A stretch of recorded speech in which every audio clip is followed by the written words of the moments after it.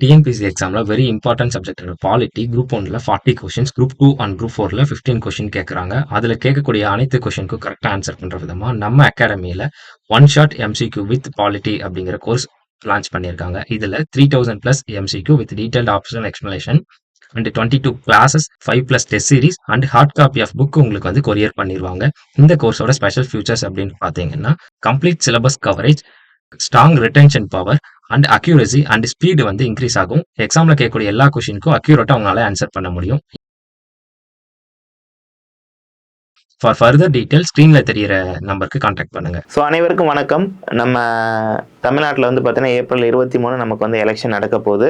So இந்த time வந்து பார்த்தீங்கன்னா ஒரு வரலாற்றிலே முதல் முறையாக ஒரு விஷயம் நடக்குது. என்னென்னா நம்மளுடைய எலெக்ஷன் நடத்தக்கூடிய அந்த அதிகாரி, அதாவது தலைமை தேர்தல் அதிகாரின்னு சொல்லக்கூடிய சீஃப் எலக்டோரல் ஆஃபீஸர்னு சொல்லுவாங்க. இதை வந்து இவங்க வந்து ஒரு மாநிலத்துக்கு தலைமை தாங்குவாங்க தேர்தல் ரிலவெண்டான எல்லா விஷயத்துக்கும்.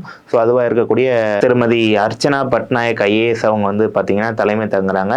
ஸோ இது வரைக்கும் ஒரு 76 வருஷ வரலாற்றிலேயே 29 தலைமை தேர்தல் அதிகாரிகள் வந்து நம்ம தமிழ்நாட்டுக்கு வந்து இருந்திருக்கிறாங்க. நிறைய விதமான தேர்தல்களை வந்து நடத்தியிருக்கிறாங்க. ஸோ இந்த டைம் 2026க்கான சட்டமன்ற தேர்தலை வந்து நடத்தக்கூடிய இவங்க வந்து பார்த்தீங்கன்னா 30வது தலைமை தேர்தல் அதிகாரி. நம்ம தமிழ்நாட்டுடைய 29 தலைமை தேர்தல் அதிகாரிகளும் ஒரு ஆணாக தான் இருந்திருக்கிறாங்க. இவங்க வந்து 30வது ஒரு தலைமை தேர்தல் அதிகாரி. ஸோ அதனால் நம்ம தமிழ்நாட்டில் சட்டமன்ற தேர்தலை நடத்தக்கூடிய ஒரு முதல் பெண் தலைமை தேர்தல் அதிகாரி அப்படிங்கிற சிறப்பு வந்து உங்களுக்கு வந்து கிடைச்சிருக்குது. சரிங்களா? ஸோ அதான் வந்து பார்க்க போகிறோம். ஸோ இவங்களை யார் அப்பாயின்மெண்ட் பண்ணுவாங்க, அதாவது சீஃப் எலக்ட்ரோரல் ஆஃபீஸர் அப்படின்னா யார் அப்பாயின்மெண்ட் பண்ணுவாங்கன்னா எலெக்ஷன் கமிஷன் ஆஃப் இந்தியா, நம்மளுடைய தேர்தல் ஆணையம் தான்.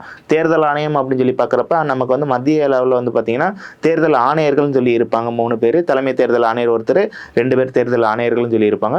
மாநிலத்துக்குன்னு வரப்ப தலைமை தேர்தல் அதிகாரி அப்படின்னு சொல்லி சொல்லுவாங்க இவங்கள. ஸோ அவங்க தான் சீஃப் எலக்ட்ரோரல் ஆஃபீஸர். அப்பாயின்மெண்ட் பண்ணுறது election commission of India. Election commission தான் இவங்க வந்து அப்பாயின்மெண்ட் பண்ணுவாங்க.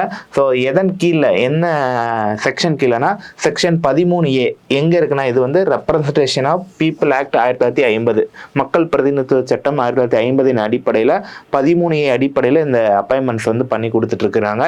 அது மட்டும் இல்லாமல் இவங்களுடைய டியூட்டிஸ் என்ன அப்படிங்கிறதுக்கான செக்ஷன்ஸ் வந்து பார்த்தீங்கன்னா section 20 representation of people act 1950 கீழே இவங்களுடைய டியூட்டிஸ் வந்து நமக்கு வந்து ரெப்ரசன்ட் பண்ணியிருக்கிறாங்க.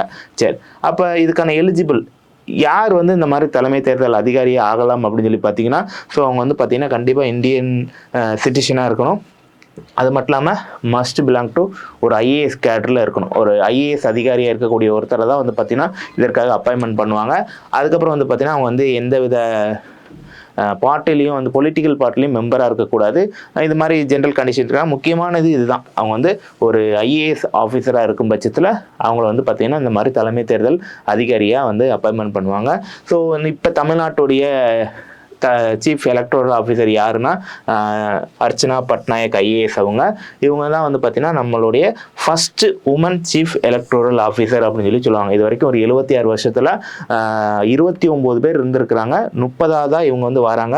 ஸோ 30ஆவதாக வரவங்க தான் ஃபஸ்ட்டு உமனாக வந்து நமக்கு வந்து வர்றாங்க. சரிங்களா? சரி, இவங்களுடைய ஃபங்க்ஷன்ஸ், இவங்களோட வேலை என்ன அப்படின்னு சொல்லி பார்த்தீங்கன்னா supervise the all the election work in the state or union territory under the election commission of India. அதாவது நம்ம தேர்தல் ஆணையத்துக்கு கீழே நடக்கக்கூடிய எல்லா எலெக்ஷன்லையுமே மாநில அளவில் தலைமை தாங்கிறது அவங்களுடைய வேலையாக இருக்கும். அது வந்து வைஸ் பிரசிடென்ட் எலெக்ஷனாக இருக்கலாம், பிரசிடென்ட் எலெக்ஷனாக இருக்கலாம், லோக்சபா, ராஜ்யசபா, அப்புறம் வந்து பார்த்திங்கன்னா நம்மளுடைய ஸ்டேட் லெஜிஸ்லேட்டிவ் அசம்பிளிக்கான எலெக்ஷன், இந்த மாதிரி இந்த எலெக்ஷனுக்கு எல்லாத்துக்குமே மாநில அளவில் இவங்க தான் வந்து தலைமை தாங்குவாங்க. அதுக்கு எல்லா விதமான ப்ரிப்பேர் பண்ணுறது எல்லாமே இவங்க தான் வந்து பண்ணி கொடுத்துட்ருப்பாங்க.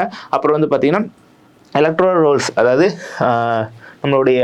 நம்மளுடைய வாக்காளர்களுடைய பட்டியலை வந்து தயாரிக்கிறது, அதில் வந்து ஆட் பண்ணுறது, அப்புறம் நீக்கிறது, இந்த மாதிரி எல்லா விஷயத்தையும் இவங்க தான் வந்து பார்த்தீங்கன்னா சூப்பர்வைஸ் பண்ணுவாங்க. இது போக வந்து பார்த்தீங்கன்னா எலெக்ஷன் வந்து கரெக்டாக ஃப்ரீ அண்ட் ஃபேராக நடத்துறது, நம்ம மாநில அளவில் எல்லாரையும் வந்து ஓட்டு போட வைக்கிறதுக்கான அவேர்னஸ் க்ரியேட் பண்ணுறது. அது மட்டும் இல்லாமல் ஒவ்வொரு வேட்பாளர்களும் அந்த எலெக்ஷன் ரூல் பிரகாரம் இருக்காங்களா, எதுவும் வந்து பார்த்திங்கன்னா டிவிஷன்ஸ் வரக்கூடாது, அப்புறம் வந்து பறக்கும் படைகளை வச்சு யாரும் பணம் கொடுக்கக்கூடாது, இந்த எல்லா இதையுமே மாநில அளவில் சூப்பர்வைஸ் பண்ணுறது இவங்களோட வேலையை தான் இந்த இடத்துல இருக்கும். அப்புறம் வந்து பார்த்தீங்கன்னா எலெக்ஷனுக்கான அரேஞ்ச்மெண்ட்ஸில் இவிஎம் எலக்ட்ரானிக் ஓட்டிங் மிஷின்ஸ் எவ்வளோ தேவைப்படும், அடுத்து வந்து நம்மளோட விவிபேட்டு, அப்புறம் எல்லாத்துக்கான பூத் அலோகேஷன்ஸு, ஏதாவது சென்சிட்டிவான பூத்துக்கு வந்து பார்த்தீங்கன்னா கொஞ்சம் ப்ரொடெக்ஷன் கொடுக்குறது, இப்போ எல்லா விஷயத்தையுமே இவங்க தான் வந்து பண்ணுவாங்க.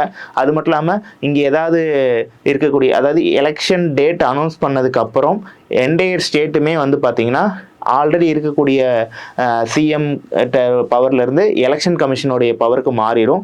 அப்போ இருக்கக்கூடிய அதிகாரிகள் எல்லாத்தையும் வந்து பார்த்தீங்கன்னா ட்ரான்ஸ்ஃபர் பண்ணுறது வந்து பார்த்தீங்கன்னா இவங்களோட ரெக்கமெண்டேஷனில் தான் எலெக்ஷன் கமிஷன் வந்து பார்த்தீங்கன்னா எல்லா ட்ரான்ஸ்ஃபர்ஸுமே அந்த பர்டிகுலர் பீரியடில் வந்து பண்ணிகிட்டு இருப்பாங்க. அப்படிங்கிற நிறைய பவர்ஃபுல்லாக இருக்கக்கூடிய ஒரு போஸ்ட்டு. ஸோ இந்த டைம் வந்து ஒரு பெண் வந்து லீட் பண்ணி இந்த எலெக்ஷன் நடத்த போகிறாங்க அப்படிங்கிறது ஒரு சிறப்பு மிக்க ஒரு விஷயம். வரக்கூடிய ஏப்ரல் 23 வந்து பார்த்தீங்கன்னா நமக்கு வந்து எலெக்ஷன் நாள். ஸோ நமக்கு வந்து பார்த்தீங்கன்னா காலையிலேருந்து ஈவினிங் வரைக்கும் எலெக்ஷன் நடக்க போகுது. ஸோ கண்டிப்பாக உங்களுடைய வாக்குகளை வந்து பதிவு பண்ணுங்கள்.